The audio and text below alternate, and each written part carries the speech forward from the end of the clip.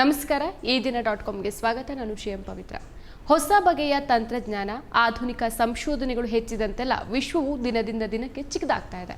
ವೈಜ್ಞಾನಿಕತೆಯಿಂದ ಮನುಷ್ಯ ಸಂಪರ್ಕಗಳು ಕೂಡ ಹತ್ರ ಆಗ್ತಾ ಇದೆ. ಎಷ್ಟೇ ದೂರದಲ್ಲಿದ್ರೂ ತಾಂತ್ರಿಕ ಆವಿಷ್ಕಾರಗಳು ಕೆಲವೇ ಗಂಟೆಗಳಲ್ಲಿ ಪ್ರತಿಯೊಬ್ಬರ ಕೈ ಸೇರ್ತಾ ಇದೆ. ಇದಕ್ಕೆ ರೋಗಾಣುಗಳು ಹೊರತಲ್ಲ, ಕೋವಿಡ್ ಮಹಾಮಾರಿ ಇಡೀ ಜಗತ್ತನ್ನೇ ಬೆಚ್ಚಿ ಬೀಳಿಸಿದ್ದು ನಾವೆಲ್ಲ ಕಣ್ಣಾರೆ ಕಂಡಿದ್ದೇವೆ. ಈ ಸಾಂಕ್ರಾಮಿಕತೆಯ ಭಯಾನಕವನ್ನ ಅನುಭವಿಸಿದ್ದೇವೆ. ಭಾರತವು ಕೋವಿಡ್ನಿಂದ ಬಹುತೇಕ ಚೇತರಿಸಿಕೊಂಡ ನಂತರ ಹಲವು ಬಗೆಯ ವೈರಸ್ಗಳು ದೇಶದೊಳಗೆ ಕಾಲಿಡಲು ರೋಗಾಣುಗಳಲ್ಲಿ ಇತ್ತೀಚಿನ ವರ್ಷಗಳಲ್ಲಿ ಬಾಧಿಸಿರೋದ್ರಲ್ಲಿ ಝೀಕಾ ವೈರಸ್ ಕೂಡ ಪ್ರಮುಖವಾಗಿದೆ. ಡೆಂಘಿ, ಮಲೇರಿಯಾ, ಚಿಕನ್ ಗುನ್ಯಾ ರೀತಿಯಲ್ಲಿಯೇ ಝೀಕಾ ಈ ರೋಗಾಣು ಕೂಡ ಸೊಳ್ಳೆಗಳಿಂದಲೇ ಹರಡುತ್ತೆ. ಉಗಾಂಡದಲ್ಲಿ ಶುರುವಾಗಿದ್ದಂತಹ ಈ ವೈರಸ್ ಇದು. ವಿಶ್ವ ಆರೋಗ್ಯ ಸಂಸ್ಥೆ ಮಾಹಿತಿ ಪ್ರಕಾರ ಝೀಕಾ ವೈರಸ್ ಮೊದಲು ಶುರುವಾಗಿದ್ದು 1947ರಲ್ಲಿ ಉಗಾಂಡ ದೇಶದಲ್ಲಿ ರೀಸಸ್ ಮಕಾಕ್ ಅನ್ನೋ ಮಂಗದಲ್ಲಿ ಮೊದಲ ಈ ವೈರಸ್ ಪತ್ತೆಯಾಗಿತ್ತು. ನಂತರ 1950ರ ದಶಕದಲ್ಲಿ ನೈಜೀರಿಯಾ ಸೇರಿದಂತೆ ಆಫ್ರಿಕಾದ ದೇಶಗಳಲ್ಲಿ ಮನುಷ್ಯರಲ್ಲಿ ಸೋಂಕು ಮತ್ತು ರೋಗದ ಲಕ್ಷಣಗಳು ಕಂಡುಬಂತು. ಇಡೀಸ್ ಅನ್ನೋ ಪ್ರಭೇದಕ್ಕೆ ಸೇರಿದ ಸೊಳ್ಳೆಗಳಿಂದ ಈ ಝೀಕಾ ವೈರಾಣು ಹರಡುತ್ತೆ ಅಂತ ನಂತರದ ಸಂಶೋಧನೆಗಳಿಂದ ಗೊತ್ತಾಗುತ್ತೆ. 40 ನ್ಯಾನೋಮೀಟರ್ಗಳಷ್ಟು ಸೂಕ್ಷ್ಮ ರಚನೆ ಹೊಂದಿರುವಂತಹ ಪ್ಲಾವಿ ವೈರಸ್ ಪ್ರಭೇದಕ್ಕೆ ಸೇರಿದ RNA ಗುಂಪಿನ ಝೀಕಾ ವೈರಾಣು ಇತ್ತೀಚಿನ ವರ್ಷಗಳಲ್ಲಿ ತನ್ನ ಆರ್ಭಟವನ್ನ ವಿಶ್ವಕ್ಕೆ ತೋರಿಸ್ತಾ ಇದೆ. ಈಡಿಸ್ ಸೊಳ್ಳೆಗಳು ಸಾಮಾನ್ಯವಾಗಿ ಹಗಲಲ್ಲಿ ಕಚ್ಚುತ್ತೆ. ಝೀಕಾ ವೈರಸ್ ಸೋಂಕಿನಿಂದ ಈಡಿಸ್ ಸೊಳ್ಳೆ ಕಚ್ಚಿದಾಗ ರೋಗಿಯ ರಕ್ತದಲ್ಲಿನ ವೈರಾಣು ಸೊಳ್ಳೆಯ ದೇಹಕ್ಕೆ ಸೇರ್ಕೊಳ್ಳುತ್ತೆ.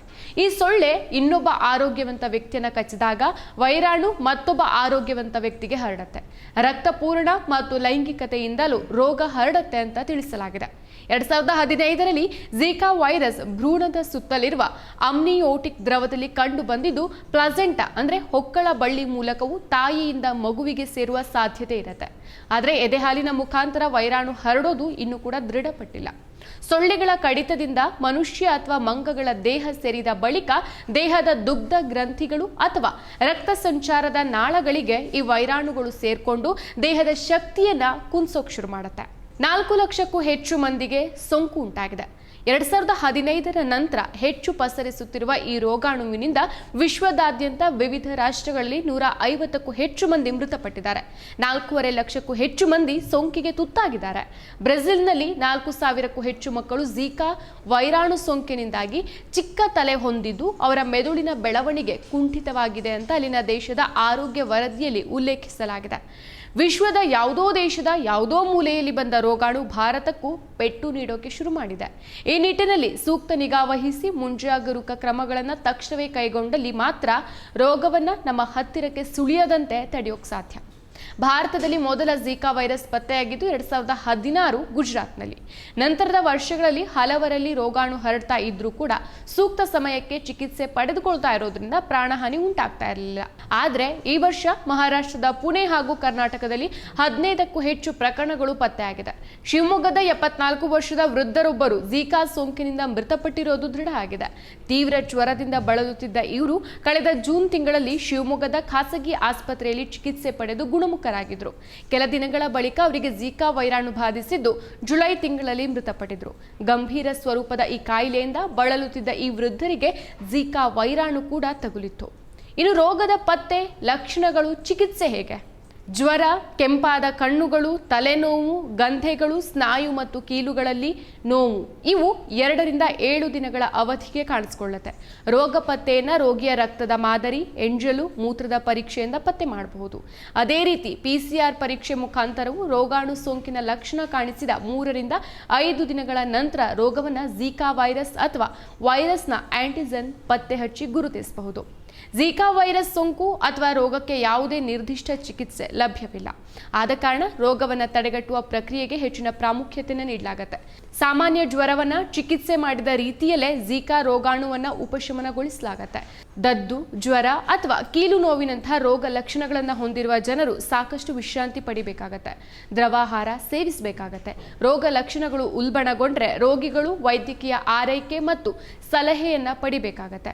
ಝೀಕಾ ಪ್ರಸರಣವಿರುವಂತಹ ಪ್ರದೇಶಗಳಲ್ಲಿ ವಾಸಿಸುವ ಅಥವಾ ಝೀಕಾ ವೈರಸ್ ಸೋಂಕಿನ ಲಕ್ಷಣಗಳನ್ನು ಹೊಂದಿರುವ ಗರ್ಭಿಣಿಯರು ಪ್ರಯೋಗಾಲಯ ಪರೀಕ್ಷೆ, ಮಾಹಿತಿ, ಸಮಾಲೋಚನೆ ಮತ್ತು ಇತರ ಚಿಕಿತ್ಸೆಗಾಗಿ ವೈದ್ಯಕೀಯ ಸಲಹೆಯನ್ನು ಪಡಿಬೇಕಾಗತ್ತೆ. ಹಾಗಾದ್ರೆ ಮುಂಜಾಗ್ರತಾ ಕ್ರಮ ಏನು? ಚಿಕ್ಕ ಮಕ್ಕಳು ಮತ್ತು ಗರ್ಭಿಣಿಯರು ಹಗಲು ಹೊತ್ತಿನಲ್ಲಿ ಅಥವಾ ಸಂಜೆ ವೇಳೆಯಲ್ಲಿ ಮಲಗಿದ್ರೆ ಸೊಳ್ಳೆ ಪರದೆಯನ್ನ ಹಾಕೊಂಡು ಮಲಗಬೇಕು. ಪ್ರಯಾಣಿಕರು ಮತ್ತು ಸೊಳ್ಳೆ ಉತ್ಪತ್ತಿ ಪ್ರದೇಶಗಳಲ್ಲಿ ವಾಸಿಸುವವರು ಸೊಳ್ಳೆ ಕಡಿತದಿಂದ ತಮ್ಮನ್ನು ರಕ್ಷಿಸಿಕೊಳ್ಳೋಕೆ ಸೊಳ್ಳೆ ನಿಯಂತ್ರಕಗಳನ್ನು ಬಳಸಿ ಮುನ್ನೆಚ್ಚರಿಕೆಯನ್ನು ತೆಗೆದುಕೊಳ್ಳಬೇಕು. ತುಂಬು ತೋಳಿನ ಮತ್ತು ಕಾಲಿನ ವಸ್ತ್ರಗಳನ್ನು ಧರಿಸಬೇಕು. ಸೊಳ್ಳೆಗಳಿಂದ ದೂರವಿರೋಕೆ ನಿರೋಧಕ ಕ್ರೀಮ್ಗಳು, ಸ್ಪ್ರೇಗಳನ್ನು ಬಳಸಬೇಕು. ಶಿಶುಗಳಿದ್ರೆ ಅವುಗಳ ತೊಟ್ಟಿಲು, ಹಾಸಿಗೆಗಳಿಗೆ ಅವಶ್ಯಕವಾಗಿ ಸೊಳ್ಳೆ ಪರದೆಯನ್ನು ಕಟ್ಟಲೇಬೇಕು. ಸೊಳ್ಳೆಗಳ ಉಪಟಳ ತೀರಾ ಹೆಚ್ಚಿರುವ ಪ್ರದೇಶ ನಿಮ್ಮದಾಗಿದ್ರೆ ಫಾಗಿಂಗ್ ಮಾಡಿಸೋದು ಸಹಾಯಕಾರಿ.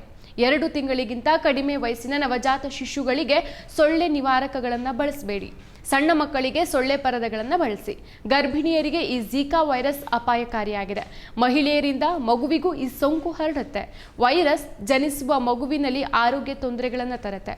ಸೋಂಕಿತ ವ್ಯಕ್ತಿಯೊಂದಿಗೆ ಲೈಂಗಿಕ ಸಂಪರ್ಕ ಹೊಂದಿದ್ರೂ ಸಹ ಸೋಂಕು ಹರಡುತ್ತೆ. ಇನ್ನು ಈಡಿಸ್ ಸೊಳ್ಳೆಗಳು ಮನೆಗಳು, ಶಾಲೆಗಳು ಮತ್ತು ಕೆಲಸದ ಸ್ಥಳಗಳ ಸುತ್ತಲೂ ನೀರಿನ ಸಣ್ಣ ಸಂಗ್ರಹಗಳಲ್ಲಿ ಸಂತಾನೋತ್ಪತ್ತಿಯನ್ನು ಮಾಡುತ್ತೆ. ನೀರಿನ ಸಂಗ್ರಹದ ಪಾತ್ರೆಗಳನ್ನು ಮುಚ್ಚೋದು, ಹೂವಿನ ಕುಂಡಗಳಲ್ಲಿ ನೀರು ನಿಂತಿರುವಂಥ ನೀರನ್ನು ತೆಗೆಯೋದು ಮತ್ತು ಕಸ ಮತ್ತು ಬಳಸಿದ ಟೈರ್ಗಳಲ್ಲಿ ಆಗಾಗ ಸ್ವಚ್ಛಗೊಳಿಸೋದು, ಇದೆಲ್ಲ ಸೇರಿದಂತೆ ಸೊಳ್ಳೆ ಉತ್ಪತ್ತಿಯಾಗುವಂಥ ತಾಣಗಳನ್ನು ತೊಡೆದು ಹಾಕೋದು ಮುಖ್ಯ ಆಗುತ್ತೆ. ಮನೆಯ ಪರಿಸರದಲ್ಲಿ ನೀರು ನಿಲ್ಲದಂತೆ ನೋಡ್ಕೊಳ್ಬೇಕಾಗತ್ತೆ. ಸೊಳ್ಳೆಗಳ ಸಂತಾನೋತ್ಪತ್ತಿ ತಾಣಗಳನ್ನು ಕಡಿಮೆ ಮಾಡೋಕೆ ಸರ್ಕಾರ ಮತ್ತು ಸಾರ್ವಜನಿಕ ಆರೋಗ್ಯ ಮಾಹಿತಿಗಳನ್ನು ಪಾಲಿಸಬೇಕಾಗತ್ತೆ. ಝಿಕಾ ವೈರಸ್ ಇರುವಂತಹ ಸ್ಥಳಗಳಿಗೆ ಅಥವಾ ಸೊಳ್ಳೆಯ ಉಪದ್ರ ಹೆಚ್ಚಿರುವಂತಹ ಸ್ಥಳಗಳಿಗೆ ಪ್ರಯಾಣ ಮಾಡೋದು ಅನಿವಾರ್ಯ ಅಲ್ಲದೆ ಇದ್ರೆ ಪ್ರಯಾಣವನ್ನ ಮುಂದೂಡಬೇಕಾಗತ್ತೆ. ರೋಗ ಲಕ್ಷಣಗಳು ಕಂಡುಬಂದ್ರೆ ಕೂಡಲೇ ವೈದ್ಯನನ್ನ ಸಂಪರ್ಕಿಸಿ. ಮತ್ತಷ್ಟು ವಿಶೇಷ ವಿಡಿಯೋಗಳನ್ನು ನೋಡಲು ಮತ್ತು ಹೊಸ ವಿಡಿಯೋಗಳ ಬಗ್ಗೆ ತಿಳಿಯಲು ಈ ದಿನ .com ಯೂಟ್ಯೂಬ್ ಚಾನೆಲ್ ಸಬ್ಸ್ಕ್ರೈಬ್ ಮಾಡಿ ಮತ್ತು ಬೆಲ್ ಐಕಾನ್ ಕ್ಲಿಕ್ ಮಾಡಿ.